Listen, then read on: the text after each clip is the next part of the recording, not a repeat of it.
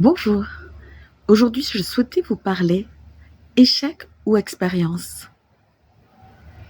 Et si en fait, derrière ces deux mots ne se cachait qu'une seule chose. La chose cachée derrière, c'est celle plutôt du premier pas, du test, de faire ensuite la balance entre ce que j'ai vécu, ce que j'ai ressenti, qu'est-ce qui s'est passé réellement. Il n'y a jamais réellement d'échec. Car tout est un enseignement, tout est apprentissage. Et l'enfant, lui, le sait lorsqu'il tente de marcher, lorsqu'il tente de parler, lorsque quelquefois aussi il tente d'apprendre quelque chose et n'arrive pas à le tenir. Et pourtant, lui, il ne vit pas cela comme un échec. Alors, pourquoi adultes le faisons-nous? Bien sûr, c'est l'éducation. On est ici en Occident dans une société qui nous pousse à être parfaits, qui nous pousse à être le meilleur ou la meilleure, qui nous pousse à suivre certaines normes qui ne nous correspondent pas. Alors moi, j'aime bien voir l'échec comme une expérience. Et à ce sujet, afin que vous compreniez bien, j'avais envie de vous parler d'une relation que j'ai eue. Certains pourraient dire que c'est un échec, et moi je vous dis que c'est une expérience. Pourquoi ? Je suis entrée dans cette expérience en pensant que la personne souhaitait vraiment créer quelque chose, un lien profond.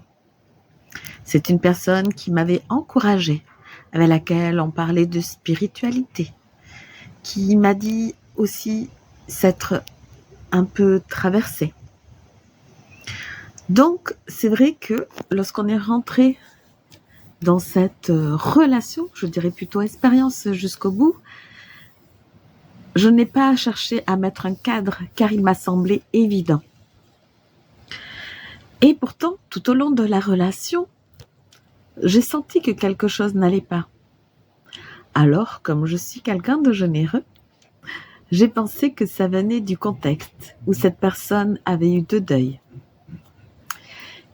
Et puis un jour quand même, j'ai voulu mettre les choses un peu au point parce que je ne comprenais vraiment pas et j'étais pas très bien du coup. J'avais besoin de savoir ce qui se passait. La personne a répondu un peu mi-figue, mi-raisin, mais il ne semblait pas y avoir quelque chose de particulier. Et 3 jours après, cette personne me dit « Oui, notre relation est terminée.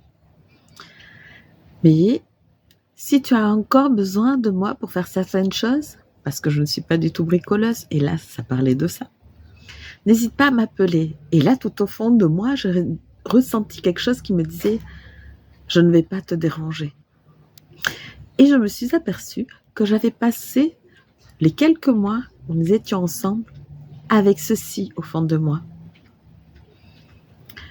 Et 2 jours plus tard, c'était prévu, il était là pour m'aider dans un magasin de bricolage et on parlait un peu de ce qui s'était passé entre nous. Et là, il me dit « Oui, mais c'était une relation de sexe femme. » Waouh ! Une grande claque, vraiment. J'en ai pleuré de honte et d'humiliation. Et justement, ceci m'a montré que ce n'était pas un échec, c'était une expérience. J'en ai déduit du coup que pour entrer en relation avec quelqu'un où j'ai envie, moi, que quelque chose se crée, qu'il y ait des échanges, qu'il y ait quelque chose, oui, qui se construise, eh ben, je devais mettre un cadre. Je devais mettre un cadre, même là où tout me semble évident, parce que nous ne parlons pas le même langage, même si nous utilisons les mêmes mots. Voilà par exemple, donc, échec ou expérience, et plutôt expérience.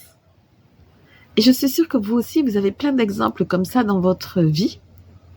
Et donc aujourd'hui, lorsque vous entendez peut-être sur des réseaux, oui, vous avez essayé ça n'a pas marché.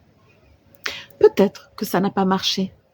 Mais surtout, la question à se poser derrière, c'est, mais qu'est-ce que ça vous a apporté?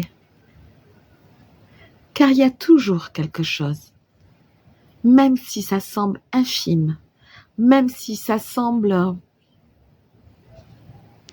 quelconque. Alors voilà, c'était un peu ce que je souhaitais dire dans cette vidéo. N'hésitez pas à commenter là-dessous et j'y répondrai avec grand plaisir. À très vite pour un nouveau post. Au revoir et très belle journée à vous.